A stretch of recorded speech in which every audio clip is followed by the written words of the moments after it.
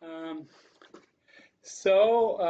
Today we are at our third conversation with John Gasperoni and I, Jacques Siboni.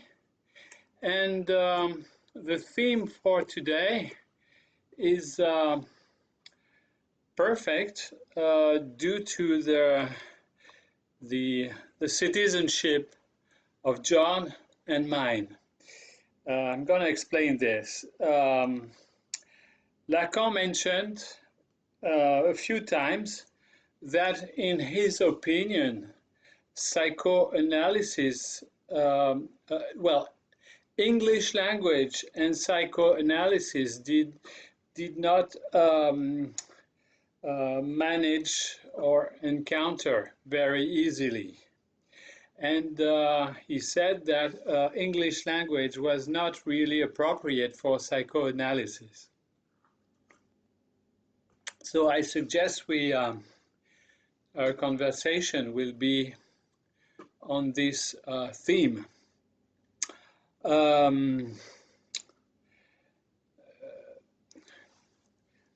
First of all, if we look at the results,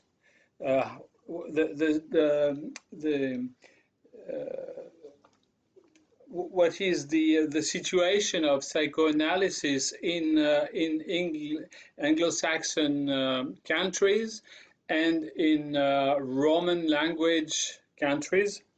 It's not exactly Roman, means something else. Well, language, Romane, I don't know how you say that.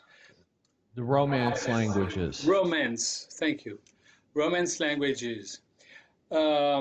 It's extremely different. It cannot be more different. In the Anglo-Saxon countries, England, Canada, USA, Germany,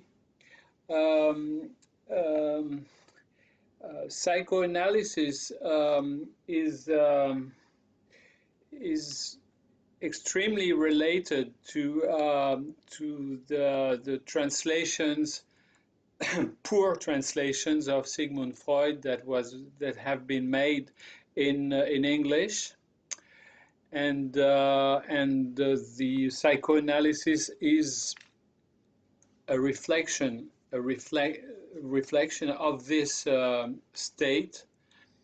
In the Romance countries, the situation is very different in the way that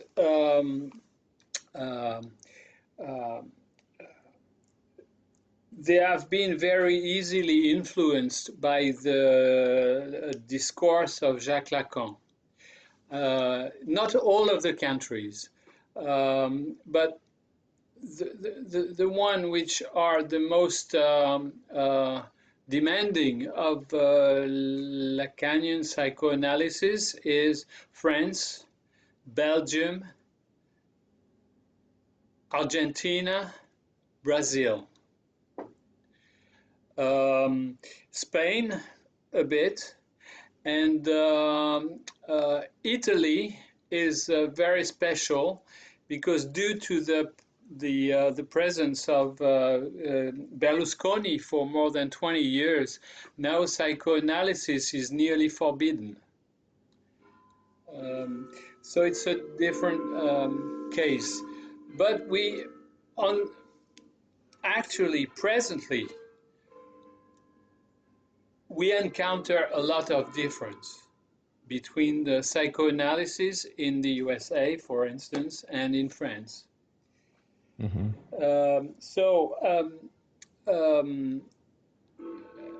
I'd like to try with you to figure what is the impact of the structure of the languages, which make which can make a difference. That is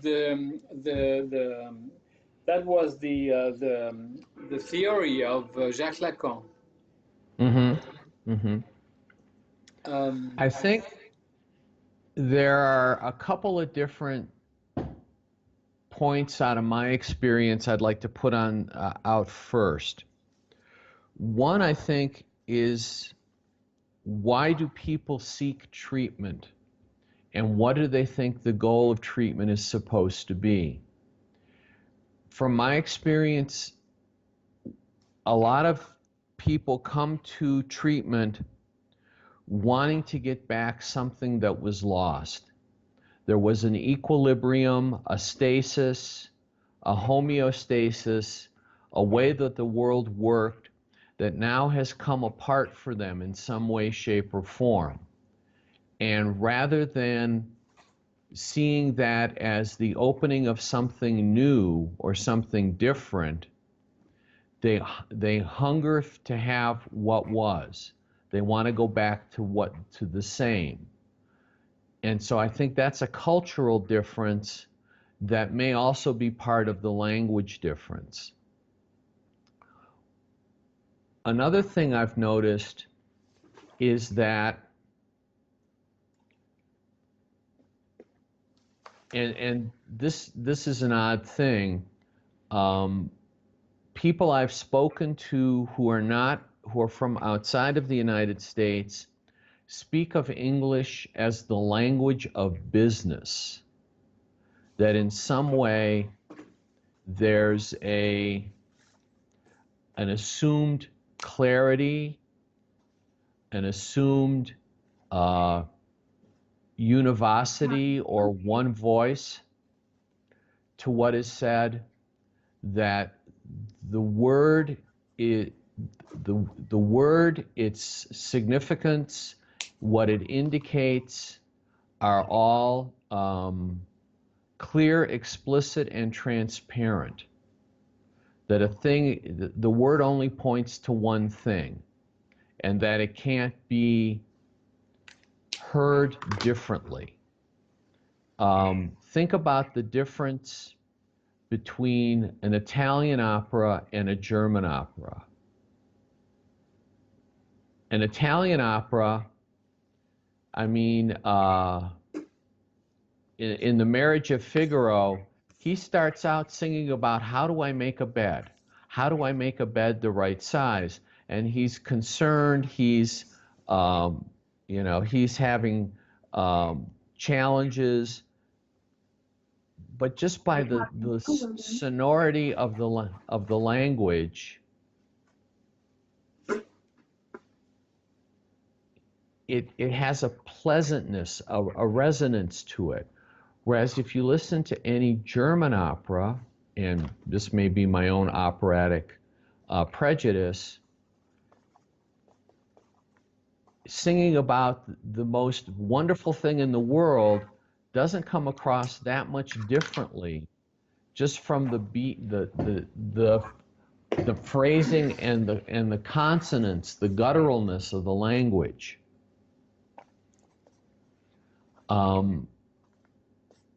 I think if the attitude is that language is transparent, language is not something that needs to be considered as being uncertain or ambiguous, then you lose a certain inquisitiveness, a certain mystery about what is said. When I was in college and studying linguistics, there were two major schools of linguistics. One was was headed by Chomsky, and it's all of Chomskyan grammar. The other was headed by a group out of Chicago led by George Lakoff called generative semantics. In Chomskyan linguistics, the word is the final or the terminal point of your analysis. If you're going to diagram a sentence, then when you get to the words, that's as far as you can go. In generative semantics, the notion is that each word is a compound of other words or of other meanings. So that in a Chomskyan analysis, when you come upon the word kill, that's as far as you go in the analysis. You're looking at the sentence structure, the grammatical structure. You come to the word kill, that's the verb of the sentence. In a generative semantics approach, the word kill is analyzed down into through action caused to become not alive anymore.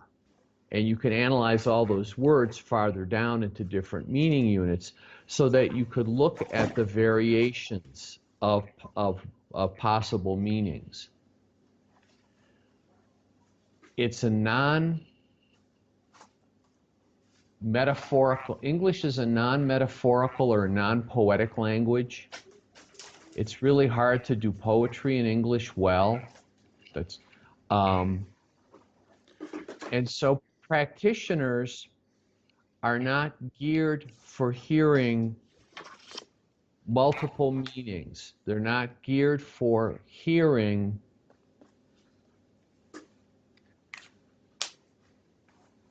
and in that sense, they're very pre-Freudian. What the client says is what the client means. What the client says is explicit and clear and precise as to what they were intending to say. They're intending to say what's causing them to suffer. My job is to remove the cause of the suffering and reestablish what was before. And in that sense, practitioners don't hear. They don't know. They listen, but they don't wonder why. They hear, but they don't question what they hear. The language is such that, okay, the Lacan's phrase,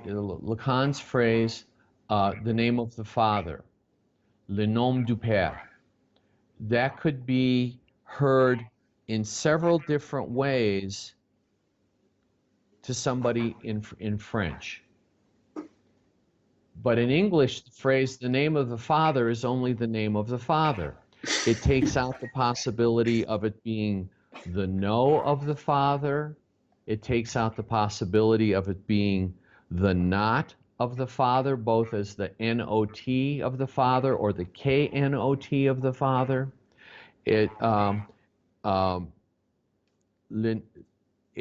There's also the play on it that Lacan does versus the name of the Father or those who are not fooled err. Le nom du Père. Just a slight difference in the way, and it's a completely different meaning. English doesn't have that ability to play. It's a very concrete language in that sense. And if you're a practitioner, you have to not hear the concreteness. You have to hear it as more fluid. And you have to find ways to respond in a more fluid way, which a lot of people who come to treatment because they're not looking for difference don't want to hear that what they're saying could mean something else. You know, you go back to Freud's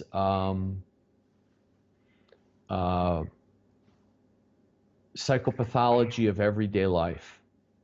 And the first essay he writes about is the forgetting of the word, where the guy can't remember the term. And Freud says, well, what could the word be? What do you think of when you say that? Where does that lead you to go? The aliquis, the liquefaction. And for most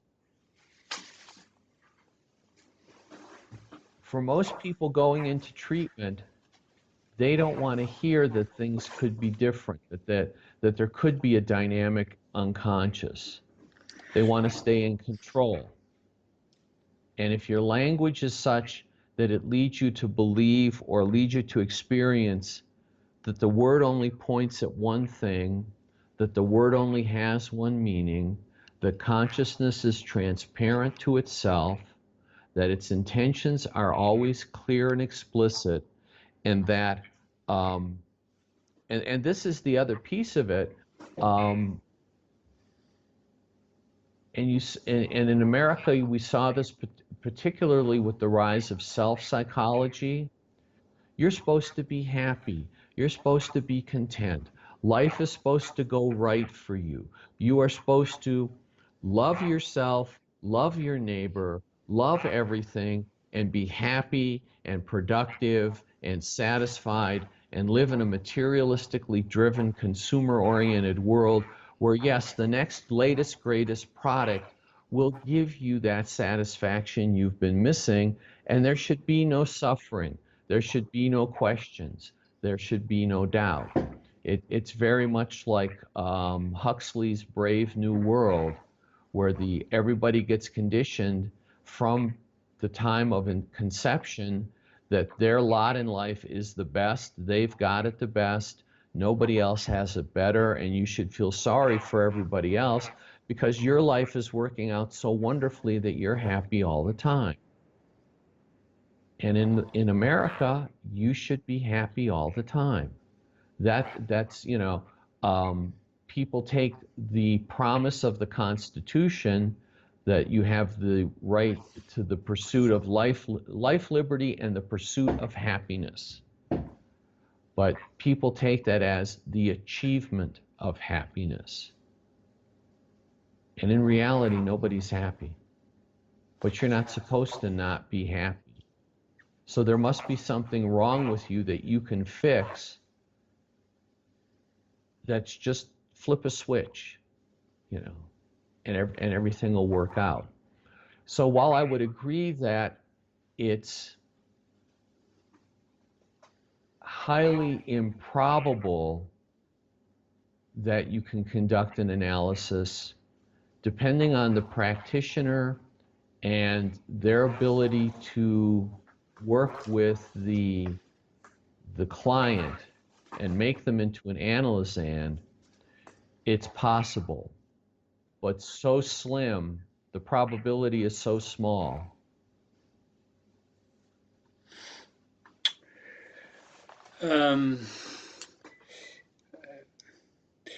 What you're putting forward, if I understand you well, is that you insist as what could be the major reason for what we are discussing would be the culture in the USA. So did the culture influence the language? Although the language, the English language, is much older than the USA. Um,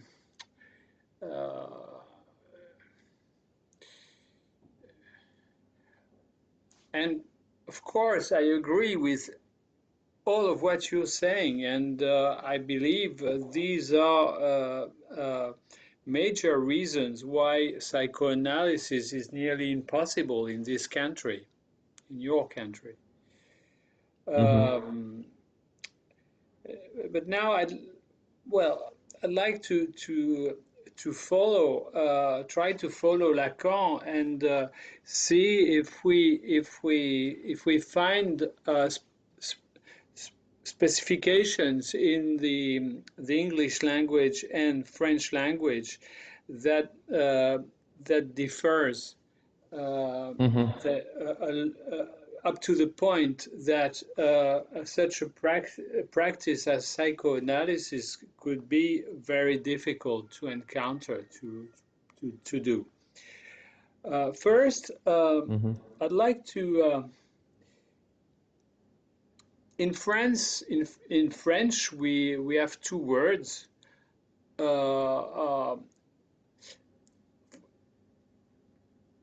When I say English language, if I say it in French, I say la langue anglaise, English tongue. Tongue and language are very different. And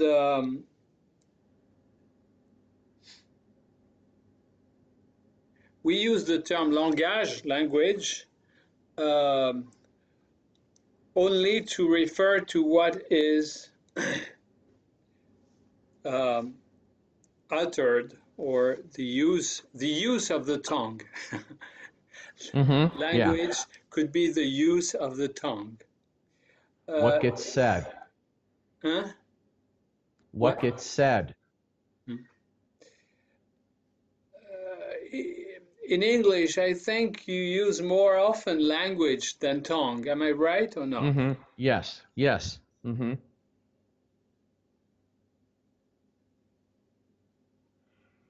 Yeah, we would speak about the English language or a dialect of English, but not so much the production of English or the utterance. And when do you use the term tongue?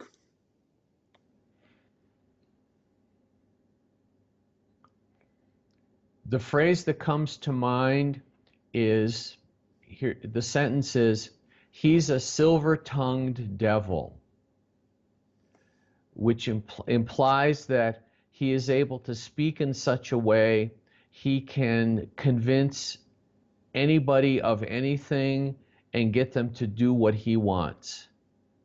Mm-hmm. So it has a manipulative, controlling, what's the word I'm looking for? Underhanded, kind of,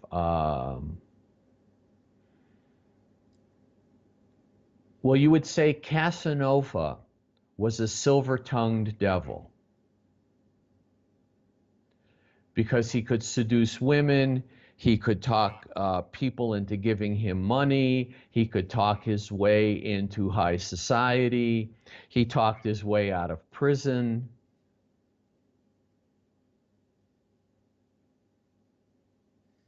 Mm-hmm. So it's that kind of implication um, that you're a con artist of some sort. Okay. You said something I might not agree, is that when you say that in the English language, it's hard to have to make metaphors and to have poetry. But when in English, pure English, you have a guy like Keats or Mm-hmm. Shakespeare, and Mm-hmm. in the U.S. you have Bob Dylan and all the Mm-hmm.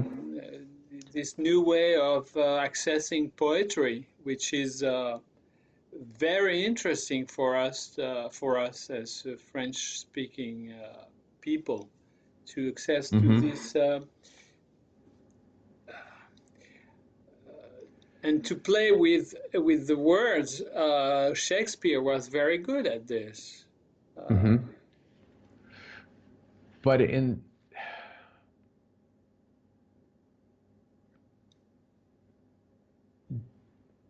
those are held out as artistic productions that are separate from the pragmatic use of speech, Okay, okay. and that people don't see their everyday speaking as being artistic productions. The attitude is more of a pragmatic use of speech, so that the whole metaphoric axis of language gets reduced.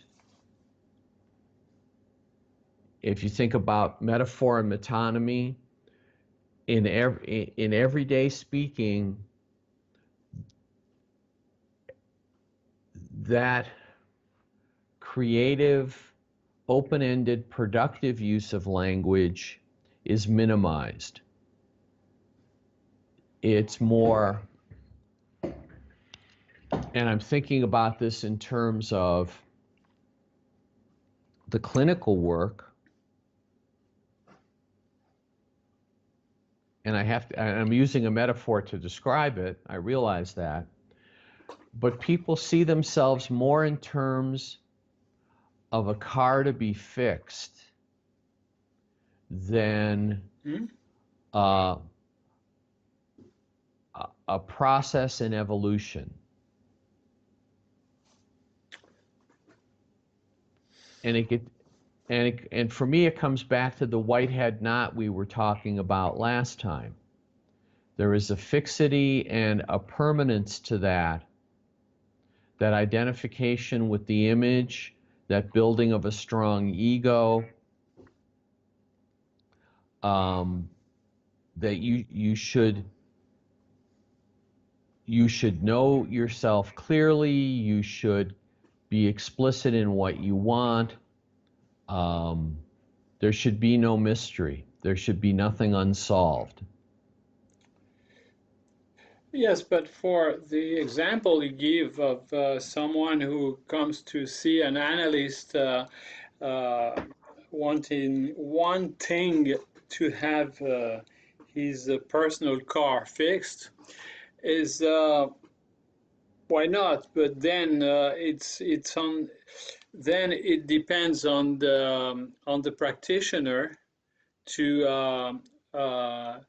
not to follow the this demand, and on the analysis side, he has to accept the frustration of not having his car fixed. And very few of them are willing to. Exactly. A few more words about the English language. I can't remember who it was, maybe Voltaire or someone in a few centuries ago. He said, English language, it is French language, but with a terrible accent. Yeah. I like this one. Guys, borrow words like entrepreneur from us and... Yeah, well, that was your president who knew that entrepreneur was, of course, an English word, of course. Right. Yeah. But it's true that when you go into the structure of the words in English, well, I don't have the statistics, but most of the words are French transformed by usage. So it's very funny, but the pronunciation is so far away that it's impossible to understand. Look, for instance, the word which is exactly written the same in English and French. In English, you would say outrage, and in French, you say outrage. The seizure is not at the same place. In English, it's O-U-T, then stop, rage, outrage.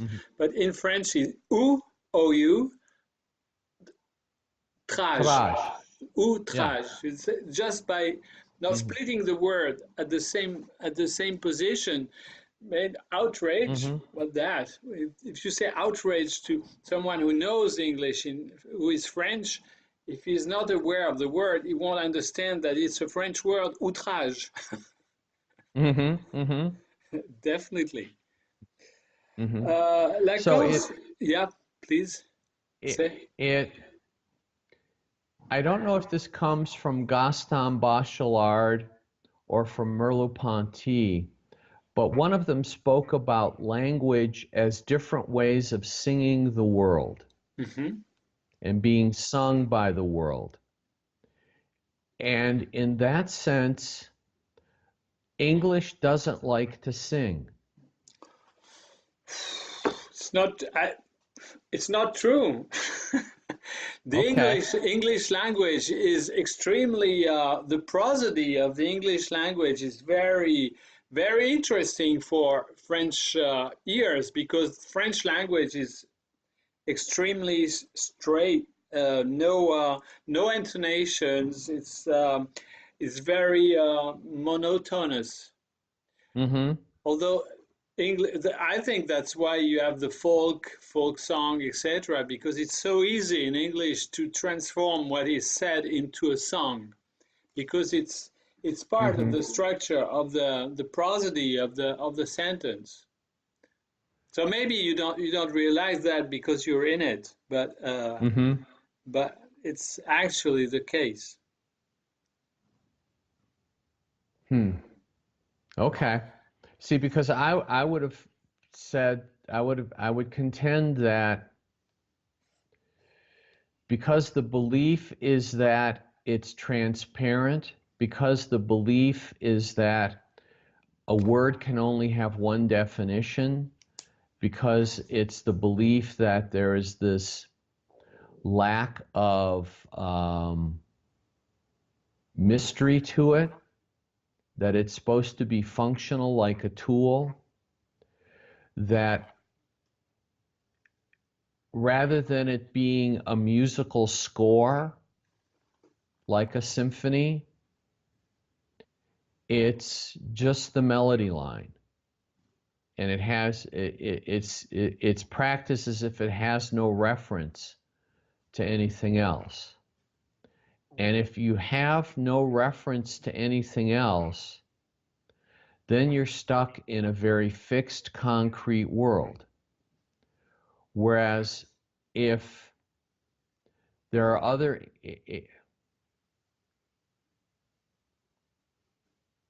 okay, playing a solo line in, oh,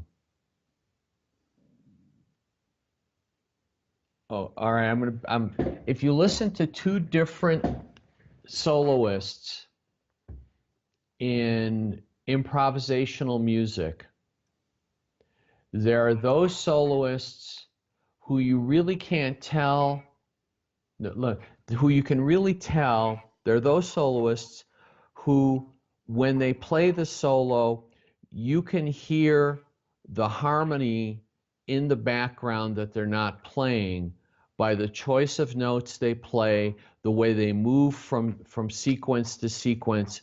It's almost like you can hear the chord changes in the solo that they're playing. There are those soloists that if you take the harmony away, you don't know where the chord changes are. All of a sudden, it just becomes a string of notes. I think a lot of people use the English tongue, and I think culturally this is part of it as well, that the harmony is all stripped out.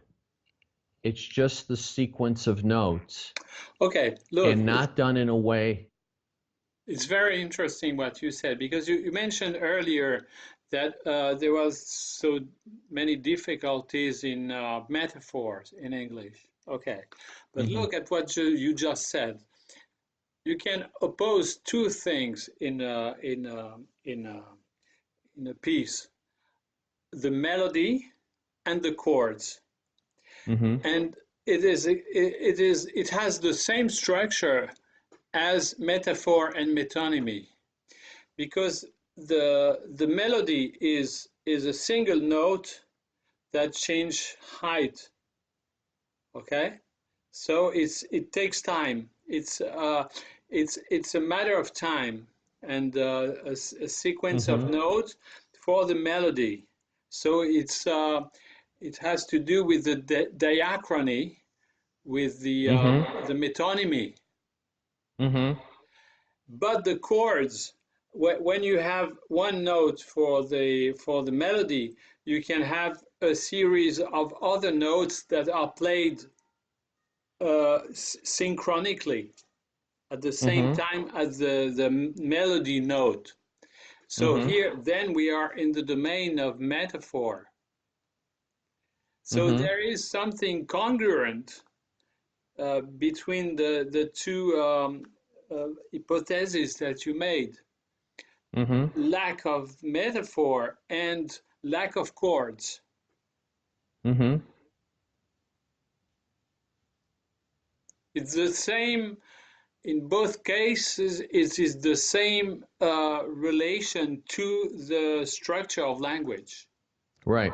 So we would have to say then it's not so much the structure of English language, the English tongue per se, but is it the attitude of the culture, the training of the practitioners, the understanding of what the goal of the work is and how that work takes place?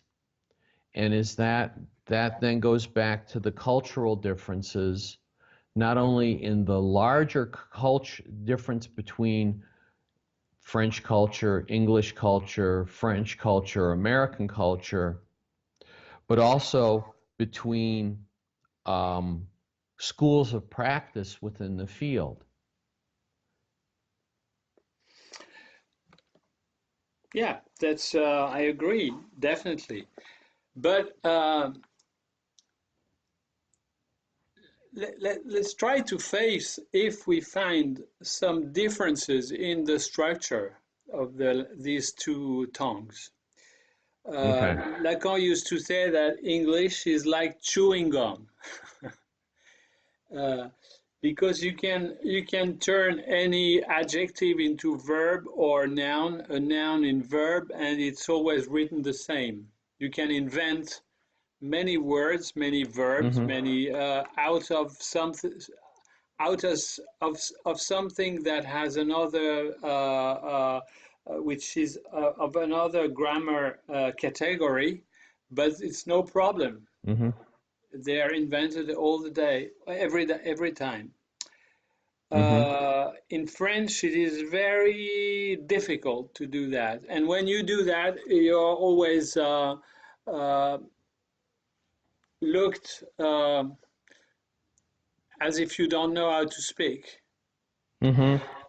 Let me give you an example. Uh,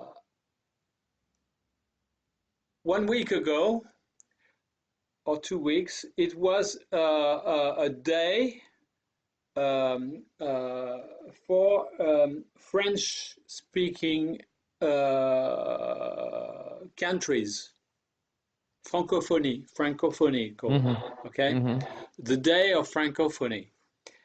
And of course, Macron, who is our new king in a way, um, he went where? To what is called Académie Française.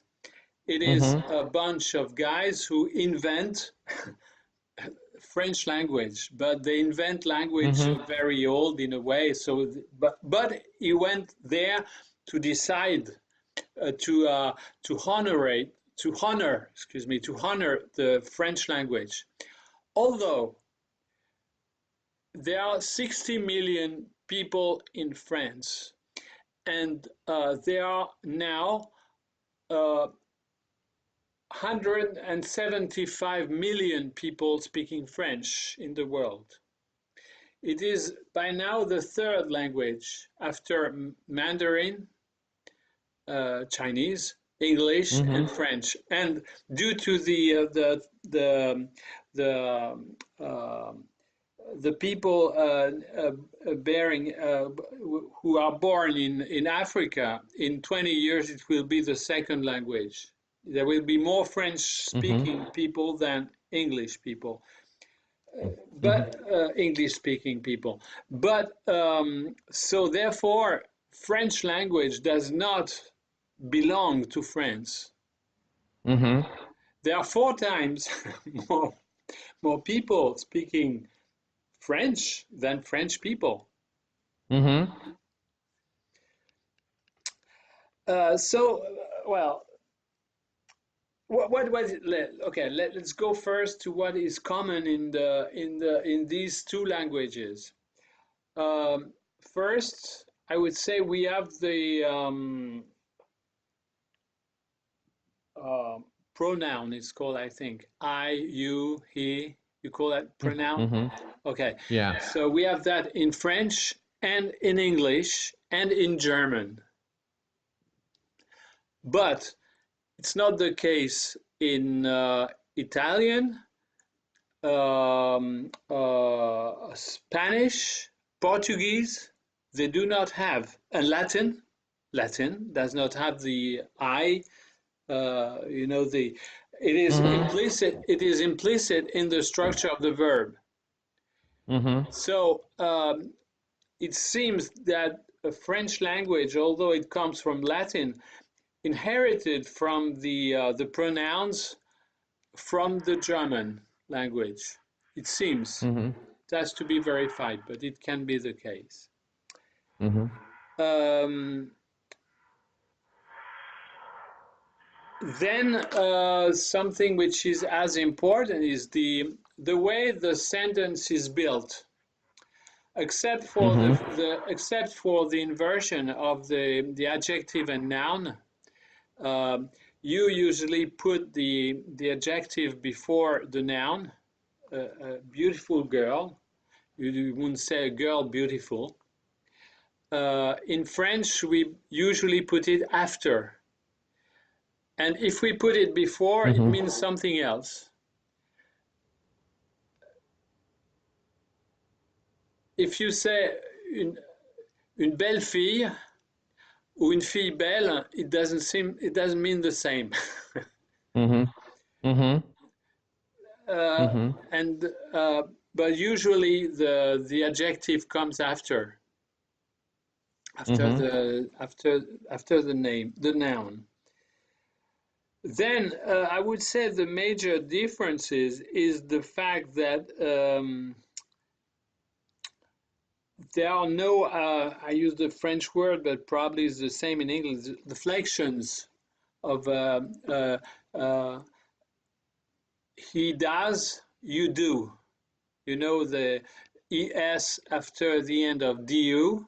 Do Mm-hmm. is a flexion or of Mm-hmm. the word. So most of the time in English, the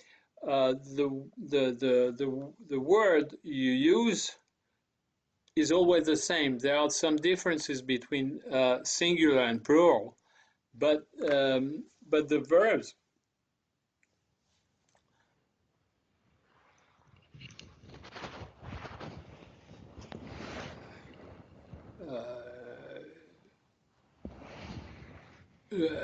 Je mange, tu manges, il mange, nous mangeons, vous mangez, il mange. We have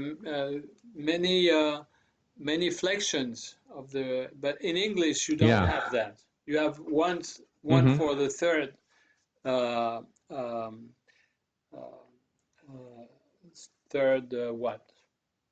He, Third she. person. Yeah, third person. Thank you. But for the rest, no. So these, for me, are the major differences I see in the structure of these tongues. Uh, and what can be the impact in the English language of the fact that actually it was a French language, you know, during the 100-Year War, and the tongue of the aristocracy was French, and the Mm-hmm. English was only used by poor people or um, peasants, and but, but the aristocracy used to speak French. As you know, the two Mm-hmm. things written on the placard, I don't know how you call that, of England, is Dieu est mon droit et on y Mm-hmm. soit qui mal y pense. These are two French sentences. Mm-hmm. Um,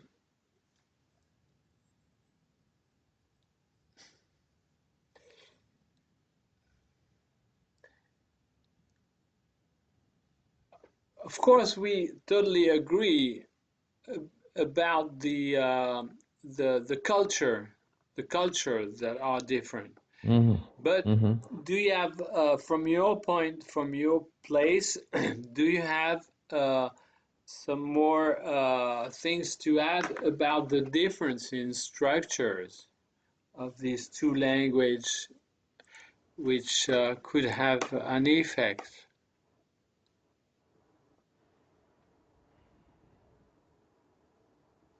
English, okay, most languages fall into one of two categories. They are either verb, subject, object languages or subject, object, verb languages, where in the structure of the sentence, does the verb come first, the actor, and the acted upon, or is it the actor, the acted upon, and then the action, the verb? Like in German. English, right. Like in German. English is odd in that it's considered to be a subject, object, verb language where the object has been transposed to after the verb. There's a transformation rule, because that rather than there being three forms of, because you could either have verb, subject, object, verb, or then there's the special case of English, which would be subject, verb, object.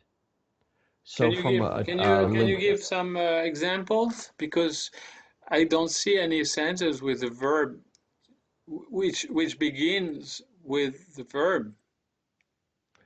In there are certain, not in English, no. Oh. There are languages though that's the structure of the sentence, and then you then either have the subject object verb language or the verb subject object language, and then you have English as the exception.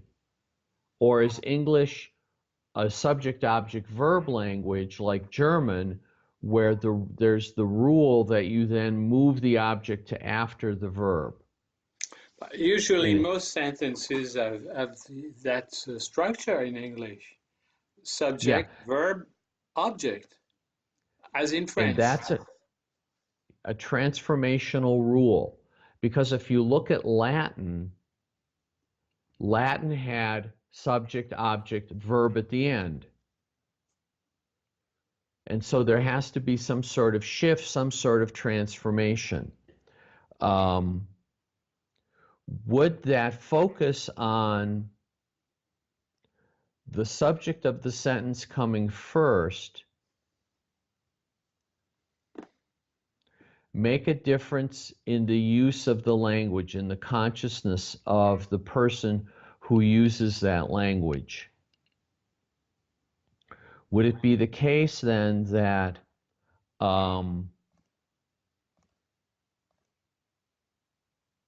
thinking of like German, and Russian is similar in that way, the verb comes at the end of the Russian sentence. You then have to hold in suspension everything that's said until you get to the end.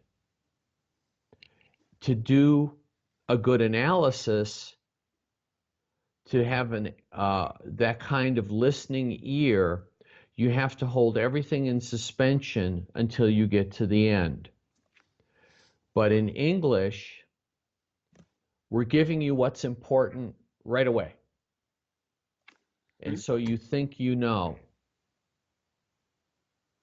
You think you understand. You think you know what's coming. But that's the same in French. In French, structure of French is that you say the major meaning, well, goal or whatever what you're saying, but then you can add as many precisions or nuance, I don't know if the word exists in English, that you wish. They come after. You can be very more and more precise. Although in German, it's of course very different, because you don't know, and before the end of the sentence, you don't know what are the members of the sentence doing? Mm-hmm.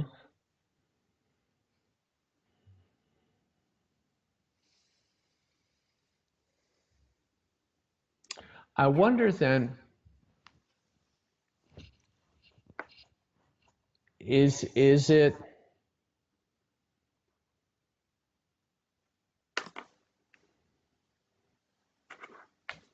how to put this? If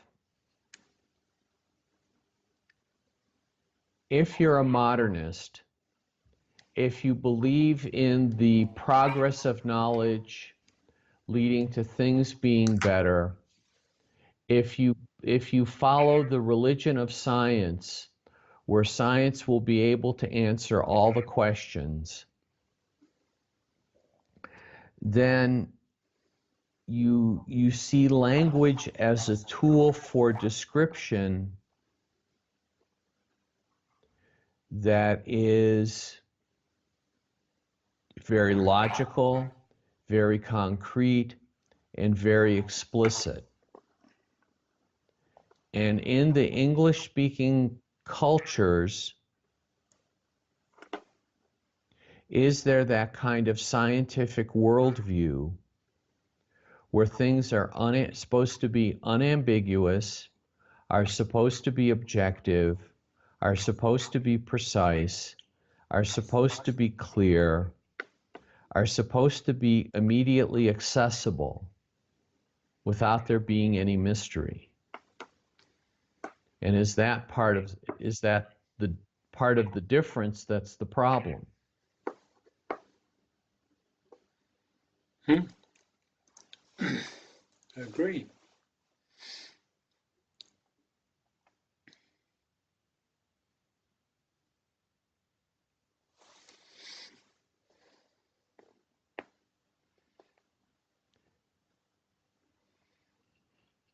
So in a sense, then, yeah. Please. The failure of analysis in the English-speaking world is again the failure of the analyst. Definitely, I agree. It's a lack of offer. The offer is poor. Mm-hmm. And when the opportunities arise, the ear is not listening for them.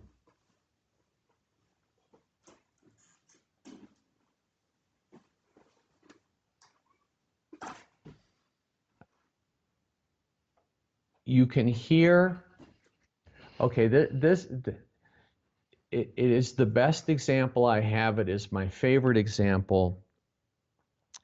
But I had a client once who couldn't remember a name. She was in a situation where she was leaving a position. She was working with her boss to hire her replacement. She found out that the new person was coming in at more money than what she was currently being paid. She went in and challenged her boss about this, and the boss said, well, this new person has had all this experience. And my client's response was to become enraged, to take her hand and sweep everything off her boss's desk, catching the phone and putting the phone in her boss's face and saying, you call my old boss and you tell me what kind of experience I had. She had worked for one of the major well-known law firms in the Bay Area doing high-profile litigation and criminal cases. And when she was telling me about this, she said, I asked her, where did this come from? And she said, it swept up out of me like a storm out of the sea, like something raised up by Neptune. But she said, Neptune's not the name I can't remember. there was the other name for that, the god of the sea. What was that? What was that? What was that? And I said, are you trying to think of Poseidon? And she said, Poseidon. And she stretched it out and said it slowly. And my response to her was, are you saying, Pa, whose side are you on? Huh? Pa, whose side are you on? Uh-huh. At which point she burst out laughing. Uh-huh. Now,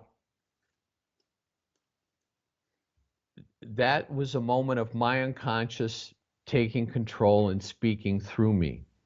But I was open to hearing that sequence of sounds in a different way. Sure. Yeah.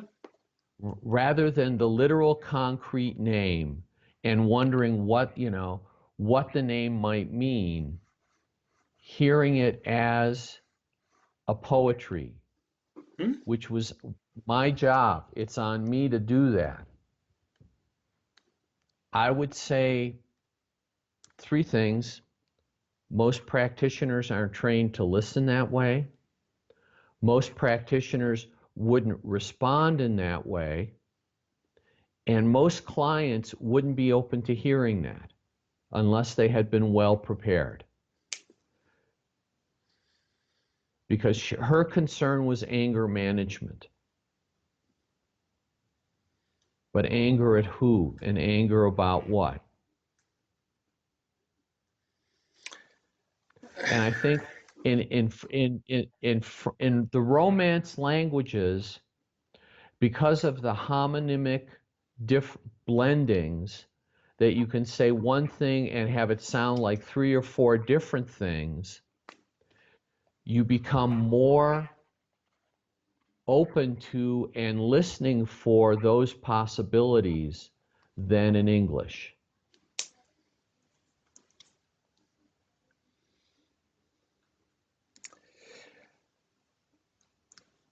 This reminds me of Suzanne Homel, who wrote that in one of her books, mentioning one day of a session with Jacques Lacan. I have to translate it from French to English because it's so amazing what he did, this guy. She was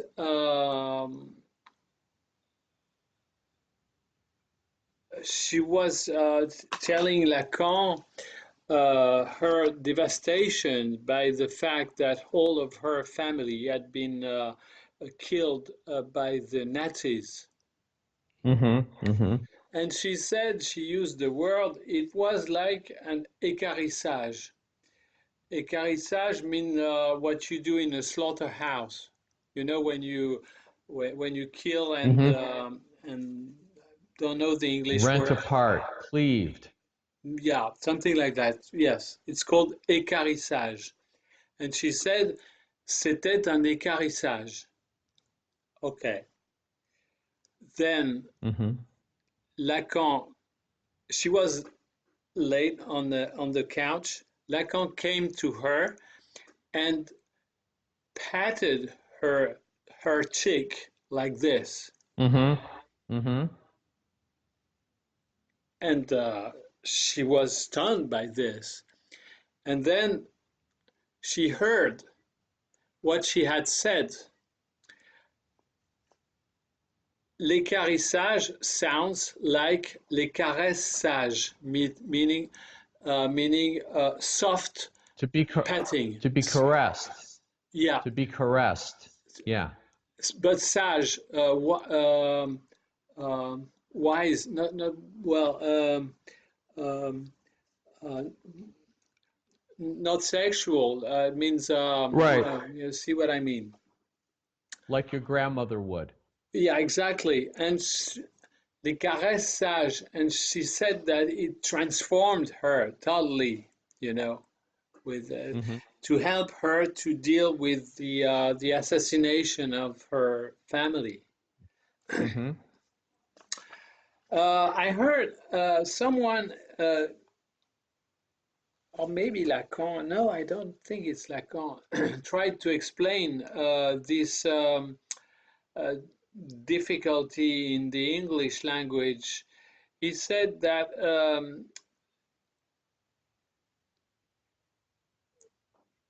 it's hard to grab a signifier, as in English most of the words have two. There are two ways to say the same concept. Mm-hmm. One is Romance, and one is Anglo-saxon. Mm-hmm. Uh, and he said that in a way it would explain that for the analysand he's shifting to avoid to play with these two words. Um, um, well, it's a fake example, but someone who has the word a car uh, would be a signifier for him. Okay, Mm-hmm. and he would never use the word car. He would say automobile. Mm-hmm. And uh, um, how can the exactly what you said, Neptune or Poseidon?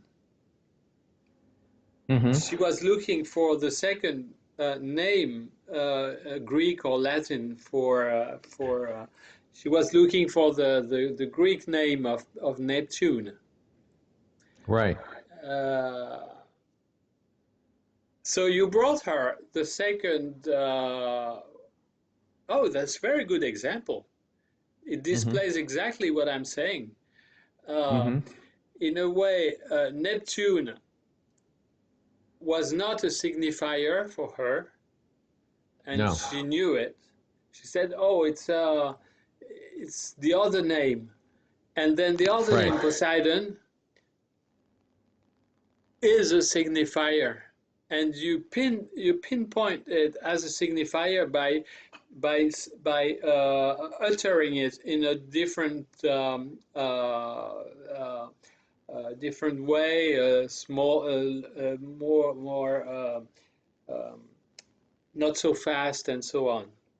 To to Mm-hmm. to uh, to let emerge the signifier